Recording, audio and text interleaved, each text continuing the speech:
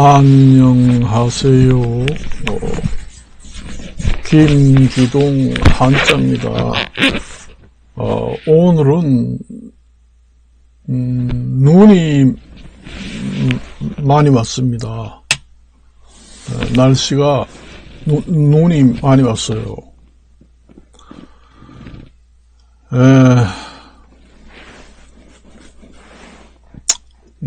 요즘에 병원에서 병원 사태 때문에 국민들이 많이 힘들어합니다.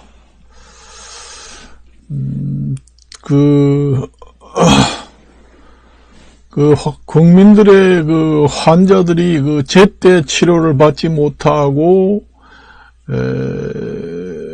여러 가지 이제 문제 때문에 발생되는 피해가 생기잖아요. 그래 국민들이 제때에 치료를 받지 못하고 그래서 여러 가지 종류의 피해가 생기잖아요. 그리고 그동안에 의료 공백 사태가 벌어졌기 때문에 국민들이 그동안에 요번 집단 행동 때문에도 의사들의 집단 근무 행동, 의사들의 집단 행동 때문에도 피해가 발생했고, 또 집단 행동하기 전에도 국민들이 의료 공백 상태가 많이 생겨가지고 국민들이 피해를 많이 당했습니다. 그러니까 응급실에 가니까 근무하는 의사가 없어가지고 받지 못하니까 다른 데 가봐라. 그래서 뱅알뱅알 돌다가 결국은 사망한 사람, 이런 사람들도 피해를 본 희생이 되면서 피해를 봤다. 그 피해 보상을 누가 할 것인가? 그 피해 보상은 요번 집단 행동을 해가지고 의사들이 이제 없어서 수술을 미뤄가지고 많은 피해를 봤다, 국민들이. 그런 경우에는 의사한테 구상권을 발동을 해야 됩니다. 그러니까 국가에서 먼저 대의 보상을 하고, 그 다음에 이제 의사들한테 그 돈을 받아낸다. 나중에 그걸 갖다가 구상권 청구를 하게 됩니다. 그렇게 해가지고 의사들한테 재산을 압류한다든가 해서 구상권을 발동해가지고, 집단 행동에 의해서 국민들이 피해를 본 사항에 대해서는 의사들이 책임을 져야 된다. 국가가 왜 쓸데없이 손해를 볼 이유가 없잖아요. 그리고 이제 평상시 같은데, 우리가 이번 집단 행동이 아니고 평상시 같은 경우에는 국가도 배상을 해야 되고 의사도 배상을 해야 됩니다. 사실상 우리나라 국민의 시민들이 고발 조치를 해야 돼요. 의사한테도 고발 조치하고 나라한테도 고발 조치를 해가지고 양벌 규정을 적용을 해가지고 국가인한테서도 배상을 받아내고 의사들한테도 일부 배상 책임이 있어서 받아내고 해서 국민들의 피해를 본 보상 차원에서 배상금을 지불해야 된다. 그렇게 봅니다.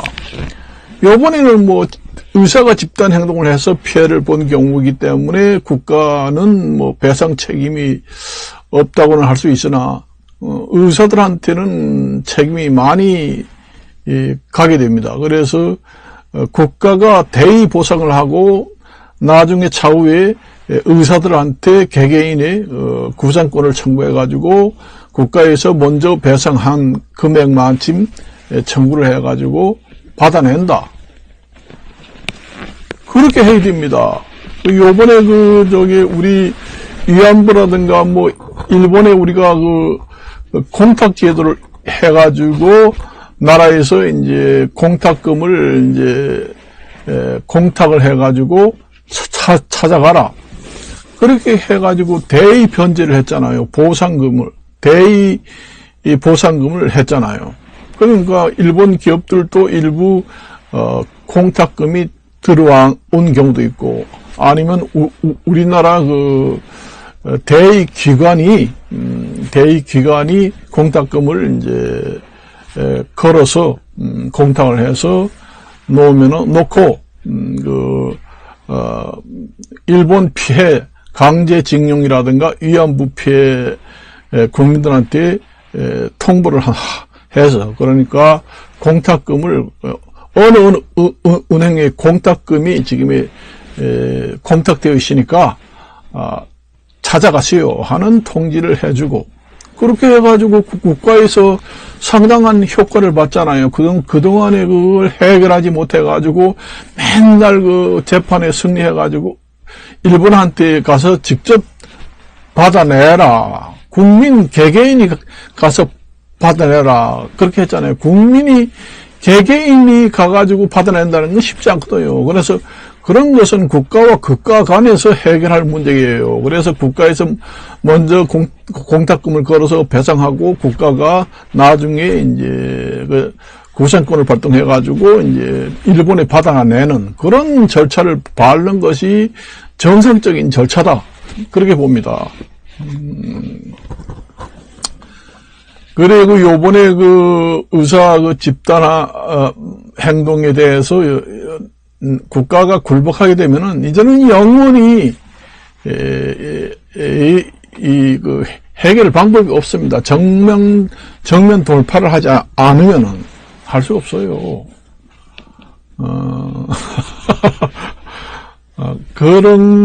그렇다고 보면 됩니다. 그 국적의 의사가 뭐 질이 떨어지든 어떻든 간에 현재 우리나라 국민들이 의료 공백 상태가 돼가지고 국민이 많은 피해를 보잖아요. 그럼 피해를 보면은 그 피해를 본 만큼 보상을 해줘야 되잖아요. 해줄 게 국가가 해주든지 아니면 의사가 해주든지. 국가가 해주는 게 더 비율이 높습니다. 그러면 시민들이 고발해가지고 국가를 대상으로 배상을 받아낼 수 있습니다. 그런 경우에. 그건 국가 책임이지요, 그것도. 그러니까, 요번에 완전 정면 돌파를 해가지고, 앞으로 그 의사 정원에 대해서는 국가가 자율적으로 언제든지, 협의 없이 단독으로, 국가 의사 정원은 마음대로 조절할 수 있다. 그렇게 법 제도화를 하든지 명문화를 하든지, 완전히 근본 대통령령이라든가 법을 만들어 놔야 됩니다. 그리고 의사 같은 경우에는 직접 환자들의 생명과 직결되는 문제이기 때문에 다른 노동단체하고는 구별이 됩니다, 사실상. 그래서 그런 경우에는 엄중한 그 사태이기 때문에 비상사태에 준하는 법률을 제정해서 앞으로 의사단체들이 행동할 경우에는 강력히 준비상체제에 걸맞는 그런 엄격한 법 적용을 하면은 앞으로 못합니다. 만일에 외국으로 여행이나 떠나고 이렇게 하면 안 됩니다. 그래서 외국의 출국 금지를 전부 다 시켜야 돼요. 그리고 경찰관 1대1로 붙여서 불러서 각서를 받게 하고 병원에 출근하겠느냐, 집도를 하겠느냐, 각서를 받고 집도를 하지 않은 경우에는 현정범으로 구속 수사를 해서 처벌을 받을 수 있도록 지금의 그 법이 없다면 새로 만들어야 한다고 제가 얘기했잖아요. 그래서 이번 정부에서 그래도 이번 정부가 옛날 정부 되면은 좀 돌파력이 강력합니다. 옛날에 그 행정부 그 행정부 장관 이런 걸 교체하라 했는데 지금에도 그렇게 교체하지 않고 정치를 잘한다. 그거는 정말로 예전에 볼 수 없었던 그 한국의 그 트럼프라는 이름답게 뚝심 있게 정말로 끌고 나간다. 요번에도 의료 집단 행동도 정면 돌파를 해가지고 완전 해결을 하고 앞으로 법제화를 해서 더 강력한 법을 적용할 수 있도록 해놓으면은 앞으로 이제 의료 집단 행위는 생기지 않을 겁니다. 그렇게 된다면은 요번에 4월 달에 국회의원 선거에서도 아마 엄청난 지지를 할 겁니다. 그리고 또 한마디를 할 것 같으면은 지금의 국민의 여당의 대표가 지금의 잘한다. 말썽이 없고, 잡음이 없고, 엇박자 나지 않고, 잘한다. 내가 저번에도 얘기했잖아요. 여당의 대표가 잘하고, 그렇게 아무 말썽이 없고, 정말로 잘 돌아가기만 하면은, 다음 대통령 후보감입니다. 1순위입니다. 내가 이번에 보니까, 한동훈 대표가 차기 대통령 여론조사에서 엄청나게 올라갔다. 그런 얘기 나오잖아요.